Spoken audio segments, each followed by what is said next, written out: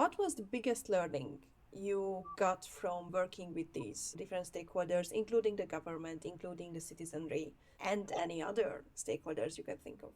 The reason why I'm able to stay positive is because one, I don't have a choice. Two, a lot of people look to me for answers. So if I'm down, they're gonna lose hope. And that's the last thing you ever want to do to anybody is not give them hope or the opportunity to have hope.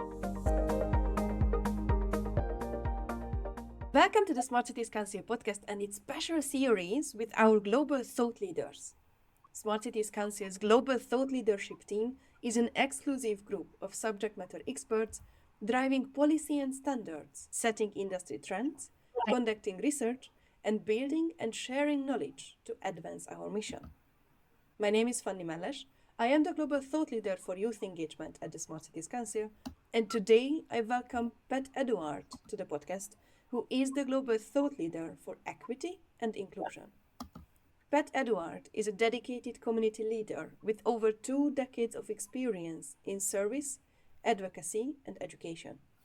His journey began early, inspired by a strong commitment to helping others, which has driven his diverse career, spanning military service in the US Army and National Guard, and extensive work across nonprofit, government, and educational sectors.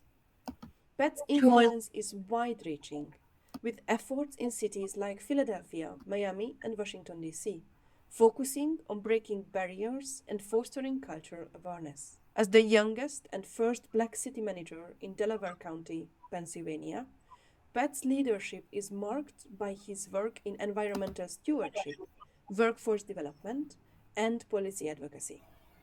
He has a prominent voice in community discourse, speaking at major conferences and serving on multiple boards. Currently, a mid level executive in government relations and policy, Pat continues to impact the future through his ongoing pursuit of education and his commitment to service and resilience.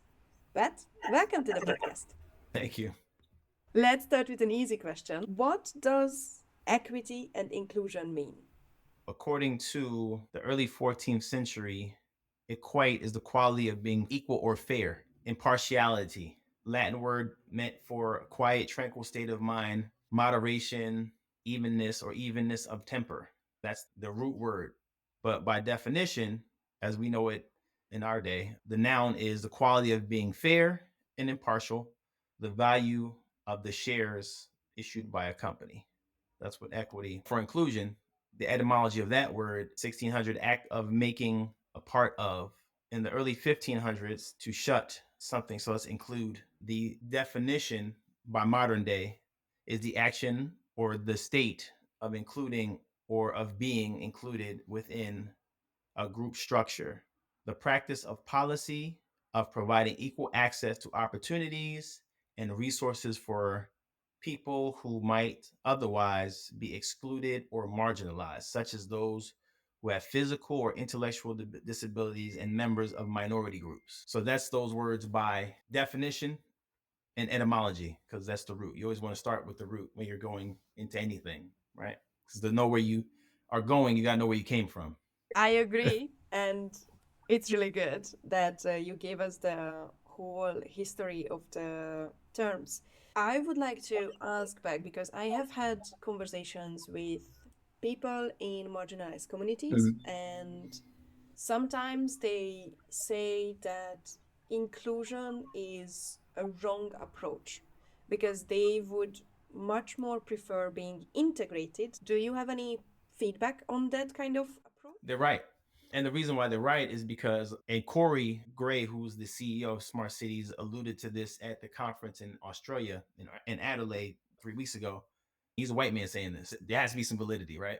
He was talking about how when a lot of decisions get made, they're usually made by folks that, for people, by people that are not in the room, right? Or who should be in the room.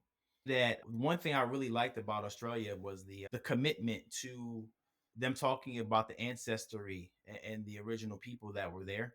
Even when I went to the hospital and places, you've seen it on the wall. Now, if they practice it, that's something else. But I'm not. This is a different show for that. But in this situation, I think those people that you're talking about in those marginalized communities are right. I think it's even worse for young people. Young people get it the worst. As somebody, I coached in the Kensington section of Philadelphia, and I also coached in Montgomery County, and I coached sports and life skills. And it was just two different situations as far as including the young people in the process of, I guess, bringing them up per se or educating them. And again, you don't know what you don't know. So I get there is like some level of like, all right, you got to let the adults lead. But there does have to be a space where we let kids speak on the topics and the issues, not issues, the challenges that they're having in their community or in their education. We see it now. 70% of Philadelphia kids are truant, as per the numbers in like 2021. So that's very telling of what's going on. And a lot of it is probably because they're bored or they don't understand the curriculum, right? That's another possibility as well. I am completely on board, including the youth as the youth engagement lead for Smart Cities Councils. What does inclusion and equity mean for smart cities? For smart cities, it uncovers the veil, at least from my perspective. I'm speaking from perspective of somebody with 9 to 10 years of government experience in working for a state senator, 3 state reps, a mayor, a councilperson, and being a city manager for a year and being excluded for finding things that are wrong with the town that I was working for. And again, there's no nice way to say this, but you're not going to get the best if people aren't ready for change and they're used to, because before I got there, the previous mayor was there for 56 years, right? So I wasn't even fighting the work. The work was easy. The challenge was the people, the mindset, right? So that's where people get excluded because we have something called best practices in America, which are things that lead to the analysis of paralysis or paradigm paralysis, as one of my mentors, Fred Brown, says all the time. And what it does is it ends up excludes people instead of being inclusive, right? So we need more integrated practices as you stated earlier. Okay, and then what does smart city mean to you? Smart cities is a way to connect with people. I walked into Orlando 2 years ago, at this point, a little over 2 years ago, with no expectations. I literally just Googled how to be a better city manager. And smart cities was one of the first things that came up. And this honestly this is one of the best things that ever happened to me around just experience, just the pool of people. So for me, smart cities is a global network of experts and people that care about what they do.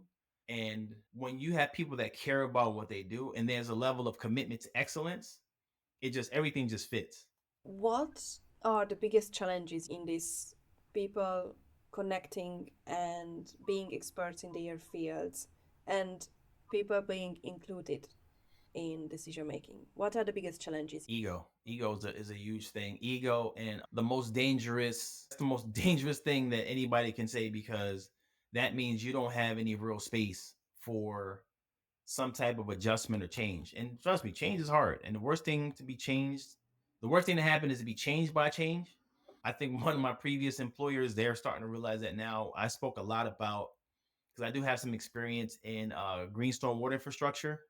I used to teach young people how to be green storm water infrastructure technicians and invasive species and tree identification. And a lot of those young men are doing well now. I got one guy, Paul Johnson. So he's sharp, not even 30 yet. I think he's barely 30, and he has his own business now. He has a landscaping business. He's been able to buy a truck. He has all types of equipment on this chassis thing or some type of whatever. He sent me a picture the other day. This is what to me is important about what you're saying. Like having people who care and they're more concerned with the future and not their ego. But like I said, I've seen that a lot, from the military to government to 8, 9 years in government to just even just some of the other jobs, like even corporate jobs I've had when I was working in education in Baltimore City and DC. A lot of people's issues was like, I had this one guy, he was a regional vice president, book smart, Rhodes Scholar, but he had no empathy, right? He was emotionally unintelligent. And that's what kind of happens with a lot of people that have a bunch of degrees, right? You have a bunch of degrees, but you ain't hot. So we have to get to a space where we have to have the education with the practical experience, or the education with the marginalized people that you're referring to and that I'm referring to in places like Philly, Baltimore, Brooklyn, Miami, Charlotte, Detroit, Chicago, some of these top cities that are, unfortunately, they're large and poor. And to give another example, we're dealing with a crisis right now where the migrants have come into America. And again, I get it. If you're seeking asylum and you're not safe where you are, you should be able to come here legally and do your documentation, so on and so forth, and get a visa and work and contribute. But right now, we have literally like thousands of people that are not contributing to the tax base in places like Chicago and New York, and they're getting thousands of dollars in food stamps and cash assistance, and some of them are getting their hotels paid for the night at the rate of like $600, which is great for them, right? But it's bad for the community who's sitting there watching this, right? And this is somebody's policy, right, on the federal level, right, and this execution on the municipal level, which is a problem. So we have to have these uncomfortable conversations. I would have assumed, knowing very little about the States and its challenges and opportunities, just what's in the movies or in the news. So I'm being ignorant, and that's why my questions will be ignorant. So please correct me anytime I'm asked something dumb.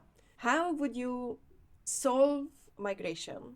Or what kind of advice would you give to decision makers? Because as a equity and inclusion thought leader, thinker, and practitioner based on your experience, Yeah.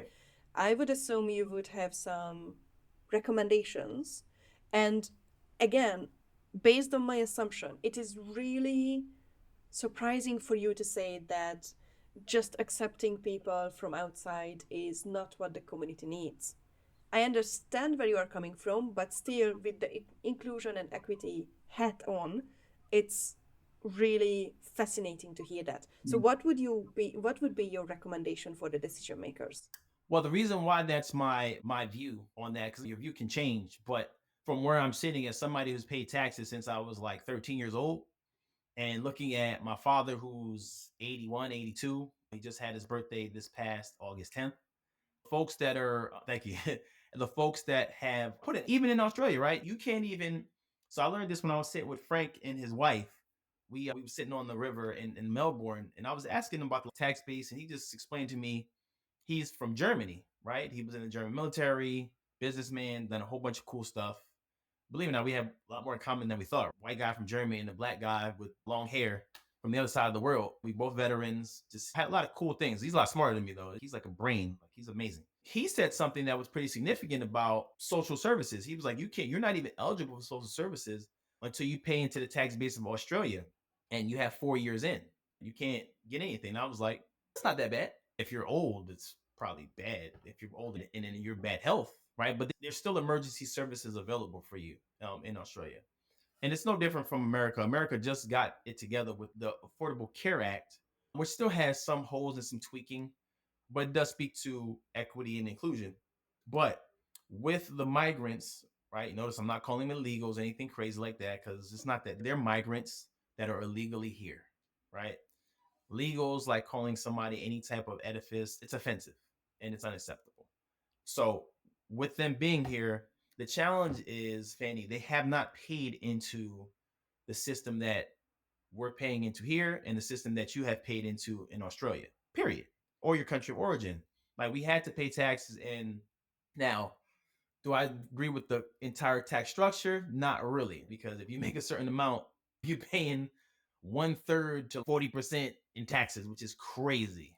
But just think about somebody who has worked. There was one young lady, I think out in Chicago, and a migrant from Venezuela was coming to buy a food truck from her that she purchased for $25,000. He actually had some cash and he was going to get a loan. But again, he's paid nothing into the pool where he's pulling from. So what's going to happen with Social Security, because a lot of people understand a lot of this stuff comes from Social Security, Department of Health and Human Services on the federal and the state levels. So what happens is when it's time for folks your age and my age to collect, right? Because we bought into the system, it might bottom out if they don't correct this abuse of power, because that's what it is. It's an abuse of power. Now, that's not the migrants' fault. They're just coming in and taking advantage of the opportunity that they were given to be in another space. But what we do know is a lot of these people, much Miami in the 60s and 70s, all of the criminals and the sick getting dying and dead were shipped over here in Miami, and we see what happened down there. Now, Miami's since been cleaned up. It's been 50, 60 years. Again, there's not a shot at Cuban people to Castro, but that's what it is. Like, these are the facts. And then now we have the same situation with migrants plus gang members and criminals. If you're walking down the street and you see a pack of 20 lions, you're not trying to figure out which lion is safe, right? Or which lion doesn't have teeth or has braces. So that's what the average person, black and white, are seeing especially in Chicago. There's like neighborhoods where houses are like $200 to $350,000, and there's encampments right down the street at CVS. You know what I mean? That's it's a little crazy. It's a little crazy. I'm just saying. It's going to be up to the folks that are in on the federal, state, and local levels to figure this out. But what I think is that for the people who don't have a problem paying into the tax base and want to contribute to our society, they need to pay taxes and they need to pay into the tax base, pay their share like we did, and we go from there. But I don't think people should just get voted out. Oh, let's get everybody out of here. I think it should be on a case by case basis, which is going to take some time, right? Because we're talking about somewhere between, I think they said like 30 and maybe 45,000 people. That's a lot of people in these individual cities. When you're talking about Chicago has, I think, I can't remember, 2, 3 million people. I know New York has 10 million people. Philly has 1.5. Detroit has, I think, under a million people. Baltimore has under a million people. So it's going to be a little bit difficult to sift out the people that are causing havoc, like Aurora, Colorado. There's literally a gang that took over an apartment complex. Like, they got to go. I'm sorry, there's no nice way to say that. These are not easy questions, and I'm grateful that you are willing to entertain my questions. Now, although these are big problems or challenges, let's put them challenges, what are the biggest opportunities in your field? The biggest opportunities is to build up a workforce because there are some low level jobs that the natural American does not want, from janitorial to maybe street cleaning, but not like the street cleaning trucks, like people that actually go pick up trash individually in the street. I'm in the healthcare industry right now. So for people that are in healthcare, if they can get their visas, their work visas, there may be some opportunity for them to go into being a CNA or LPN or a registered nurse, because we definitely have a need there. I've been injured for a little while now, and I've been on the phone with my doctor's office for probably a week. If we had somebody to answer the phone, be it a medical tech or whatever you call it, I'm not can't it'll lose me at the moment. But there are some opportunities to fill in some gaps professionally. Again, if people are willing to do things appropriately, like my parents did and my grandmother did, in moving into America, which is the place of my birth. But again, I've been paying into the tax base since I was 13, 14 years old. Again, to me, that's a non negotiable. And what are the biggest opportunities in your field of equity and inclusion? Integration after people are come into the country properly. Definitely integration, because we know the Hispanic or Latinx population is growing infinitely. At this point, the Black culture and them are pretty much neck and neck in population, but that will probably change in the next probably somewhere between 5, 7, and 10 years. I don't know what that looks like. Honestly, I hope to be living in another country by then. But if people work together, like I guess America, outside of the negative history that America has, there has been some things that have worked with people working in concert with each other. Even going to the Black Panther Party in the late 60s and 70s, before they killed off Fred Hampton and a lot of those guys, it wasn't that they were violent. That's not true. They understood the law. P. Newton actually ended up getting his law degree. A lot of people don't know that. And he went to with understanding the right to bear arms in the Second Amendment. The Second Amendment is the first one. Don't work out. If you talk too much, you might need a gun. So basically, their goal was to unify people, particularly marginalized people that were poor, right? There's poor people throughout our urban areas of all different race, colors, backgrounds, languages. And what it is, they were trying to not stir the pot, but get everybody in the pot, because everybody was having the same issue, right? They weren't getting enough equity or any inclusion and or integration. The only integration we got was in the 60s, when people were forced into going to school with white folks that didn't want them there. Literally, you had people spitting on children. The National Guard had to escort kids into schools. I can only imagine. I've heard stories from when I was working at a senator's office, the state senator that I used to work for, the chief of staff actually was in that program. He went to school in a section of the city called Roxborough, which is now a little bit more integrated. It's still mainly white, but it's a lot more black and maybe Latin people, mainly black and white people living there. But he said the studies wasn't the issue, right? Studies wasn't the issue. It was 3 o'clock when he had to walk from that door to the bus. Can you imagine that? The school in America is 180 something days. Can you imagine that 180 something days you just have anxiety because you're worried about getting your teeth kicked in because all you want to do is get a fair level education. I'm hoping that the situation got much better during the years. Not there yet, but at least improving. I understand that it's not easy, although you seem positive with working these different stakeholders. What was the biggest learning you got from working with these different stakeholders, including the government, including the citizenry, and any other stakeholders you can think of? The reason why I'm able to stay positive is because one, I don't have a choice. Two, a lot of people look to me for answers. So if I'm down, they're gonna lose hope. And that's the last thing you ever want to do to anybody is not give them hope or the opportunity to have hope. I used to sub at a school in North Philadelphia, two schools in North Philadelphia, one in Kensington and one in West Philly. Two of them were African centered schools. And you could see the difference depending on the area, the socioeconomic. Again, sometimes it wasn't always about color. It was more so socioeconomic or where they lived or their zip code, right? Philly has 10 poor zip codes. Four of them are in deep poverty, which is basically give or take between one parent, two children making between 14,000 like $30,000 a year. Deep poverty. But yeah, I have to be hopeful and optimistic because I've seen some of the positive stuff in America. I've seen when I wore a uniform, it didn't matter what the color of my skin was. People were proud to see me in that uniform, and I was treated with dignity and respect by police, firemen, other people in the service, elders in the community, young people, because I wanted to be the example. Because you can only be two things as a man in this culture, which is you can be a great example or a horrible warning. There's really no in between.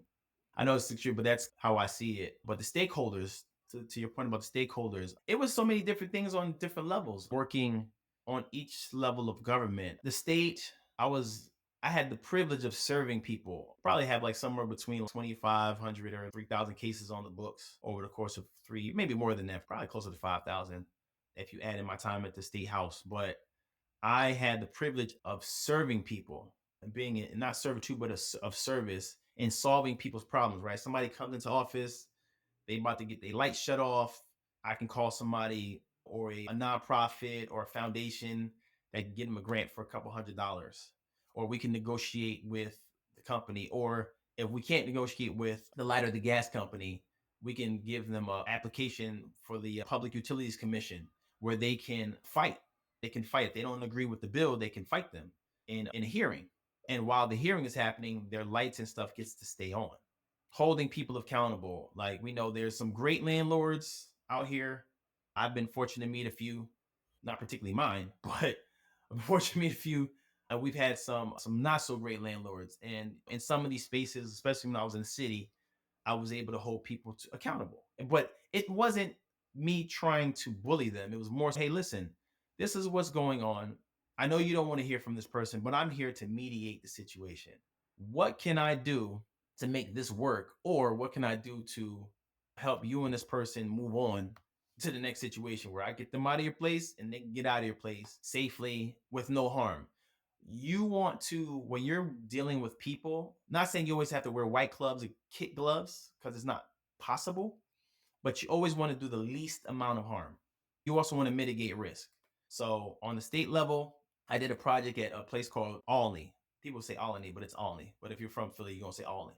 It was like a 2-3 block radius where it was dangerous, really wasn't safe. But the crazy thing is there's some great schools, right? You had Girls High and Central right in that area.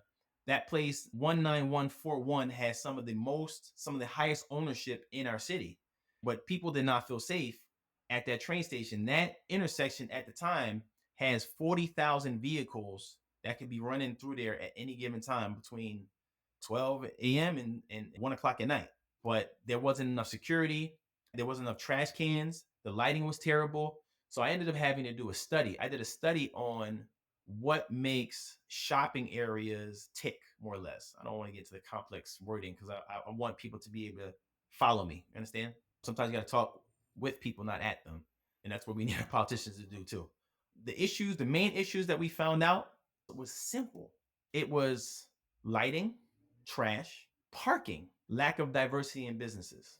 Everybody don't want fried chicken wings and rice. That's not what everybody wants. People want some vegan options. People want some other things, maybe some seafood or whatever the case is. Maybe some Caribbean food, some Indian food, right? People want these options, and people want to be able to park for free or nominal cost, or had voucher parking, because if you're going shopping, you shouldn't have to pay for parking. Also, we had a taxi stand. There hasn't been taxis in Philly, like serious taxis, in a decade and some change. I've been in Philly almost 13 years. And I lived up that way, right? I've lived in Logan, Olney, Germantown most of my career here. I did live in North Philly for a little bit at around 18th and Thompson, which is like historic area. But anyway, what I did to resolve those issues, I partnered up with LaSalle University. Can't remember the guy's name. There was a few people there, but Joe Mead at the time was the chief of staff. Very instrumental. Einstein Health, which is now Jefferson, with Bill Ryan, who was the executive director of government relations at the time, right? Government relations, right? It was him, the Logan Civic Association. Olney doesn't really have a civic association. And then we tried to start, what's that thing called? CDC, Community Development Corporation, called Block, Broad Logan Olney Collaborative. Unfortunately, because I ended up leaving for a better opportunity, I sat on the board for a year for a construction leadership program. And then I spent like a year and a half with them doing basically government relations, because I had the relationships. So I was able to fast track a lot of the stuff we wanted to do around education. Also representing marginalized groups, right? In construction, you got women who are fully underrepresented, and Black and Spanish people that are pretty much close to invisible, who end up being flaggers, laborers. It's very difficult for them to get to, right, being like a bricklayer, steel worker, electric union. I know a lot of people know this, but they're not like top tier guys. We're talking about sustainable wage living where you're making starting at 51, 52, $53 an hour, right? It's $100,000 a year. Unfortunately, the federal government in some cases is trying to sell us on the $15 an hour, but they haven't raised minimum wage since 2009, right? So your federal congressman and senator on the federal level, they make roughly 175, $180,000 a year. That's their base pay, right? That's 14,000 a month, maybe 15, give or take a couple dollars. On the state level, our state reps make $106,000 a month, and that's not even talking about per diem, their vehicles, whatever other stuff, overtime, right? And then you have your county. Philadelphia does not have a county, so I don't understand why we're called Philadelphia County, because we don't have a county exec, we don't have a county council. It doesn't make any sense. But city council, they make $152,000 a year, and it's a part-time job according to the charter. Pretty good part-time job, huh? These are some of the things that we talk about when we're talking about equity, inclusion, and really understanding at this point. Like, we probably need to put EIU or something, right? Because I think the biggest issue is people really don't understand, which is why we have the situation I told you where people were getting $13,000 in like cash assistance and food stamps, while people are literally out here starving. You have people who work every day making $7.25 an hour, right? The last time they raised the minimum wage was to $7.25 in 2009, and prior to that it was $5.15. You know how I know? Because that's when I started working. But I was fortunate. The young lady I used to work for, Irene, owned two businesses this was back in the 90s. She paid us very well to be so young. I was fortunate. I never really worked for minimum wage. I don't, but that's because my network, right? Really young. I'm very fortunate, and I don't take that for granted at all.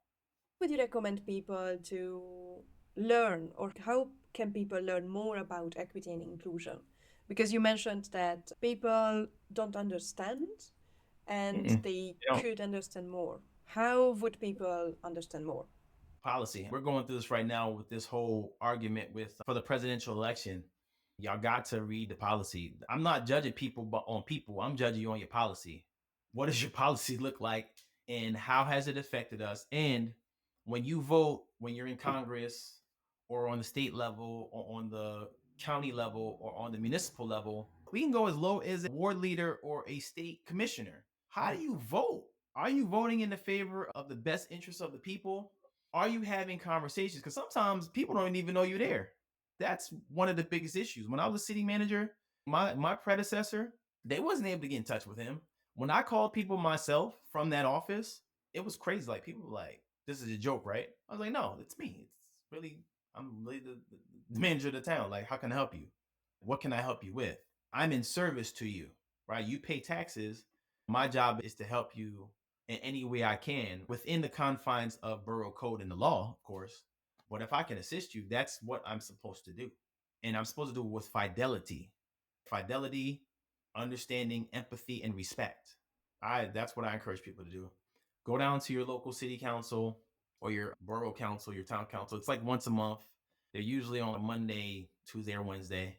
Some towns are sneaky and they do them during the day while everybody's at work. I don't agree with that. It should be when the vast majority of people are home, which is the 9 to 5ers. I'm really 9 to 5. I work all the time, but that's what I would hope people would take that a little bit more serious. Go sit in on those meetings, and if you want to know something, that's where you're gonna find it. And reach out to folks. Reach out to folks that know stuff. The show that I've been with for a few years, Randall, is a wealth of knowledge. That's somebody you can talk to about anything. And then we have some other folks that have been on the team way before me. Maurice, I can't remember the other brother's name right now. I can see his face. It's the worst when you can see somebody's face. James, and about 5 or 6 of us that are very committed to telling the truth, even if we lose friends behind it. That means you wasn't my friend in the first place. The truth teller doesn't have a lot of friends, but that's what I would go with. Policy, going down to your local council, seeing what's going on, holding your elected official accountable. Go visit them. Remember, you can ask, if you're a constituent, you can ask them for a meeting. 1, you pay taxes, and 2, you voted for them. But if you don't vote, they don't have to talk to you. And they won't, trust me. Thank you so much. Thank you. This was awesome. If you want to learn more about Pat, links will be provided in the show notes, and the Smart Cities Council website can inform you even more. What have you learned from this interview? What questions do you have after listening to Pat? What would you like to know more about? Let us know on the Smart Cities Council website or on LinkedIn. Look out for other episodes with the global thought leaders or topical discussions, and thanks for tuning in.